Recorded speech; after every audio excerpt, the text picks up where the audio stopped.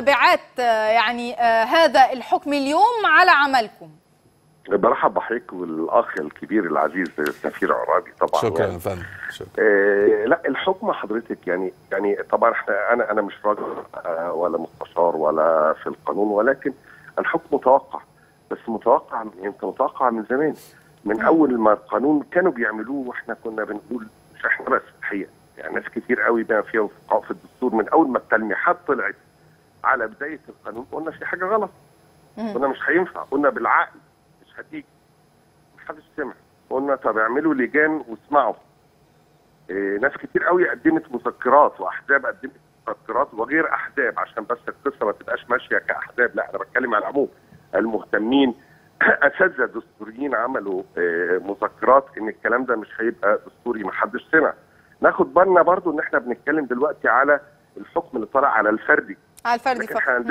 احنا عندنا مشكله ثانيه ان في برضو طعون داخله على القايمه لسه ما تقدمتش. وبالتالي احنا قدامنا حاجتين، يا اما هنستنى نبتدي نعمل حاجه صح بقى، انا بتكلم حاجه صح من اولها لاخرها، مع الوضع في الاعتبار طبعا الاشكاليه اللي الدستور اللجنه ال50 كانت عاملاها، اللي هو الفئات الكتير اللي كانت محطوطه، وبالتالي دي بتكبل شويه اللجنه اللي بتعمل، ولكن لازم انا رايي نستنى شويه بقى ونعمل حاجه صح من اول للاخر، والا هنشتغل احنا على الفردي ونبتدي نصلح في الفردي، وسنفاجئ بان الطعون في القايمه هتدخل وهيتحكم بعدم دستوريتها، فنرجع تاني نعدل الفردي مره واحده بقى، ناخد نفسنا ونعمل حاجه صح لمصر لاخطر مجلس نواب قادم لمصر. هل حزب الوفد كان مستعد لمثل هذا الحكم طالما هو معروف مسبقا بالنسبه ليكم؟ وهيعمل ايه؟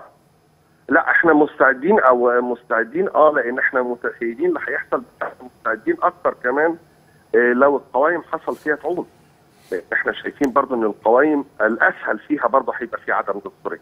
ده حاجات كتير قوي المصريين المغتربين في الاخر في الخارج عدد النائب الاصوات اللي بتمثله في القايمه بالمقارنه للفردي، لو انت حضرتك جبت في المنيا مثلا محافظه واحده هتلاقي ممكن الفردي معمول على 120,000 واللي بيمثل المنيا في القايمه ممكن يدخل في 350,000.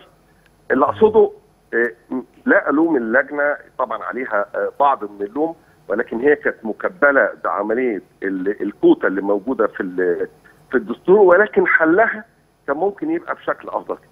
اشكرك شكرا جزيلا الباشمهندس حسام الخولي، سكرتير عام حزب الوفد، مساعد حزب الوفد. وننتقل ايضا معرفة رأي السيد رفعت سعيد رئيس المجلس الاستشاري لحزب التجمع. بعد تحية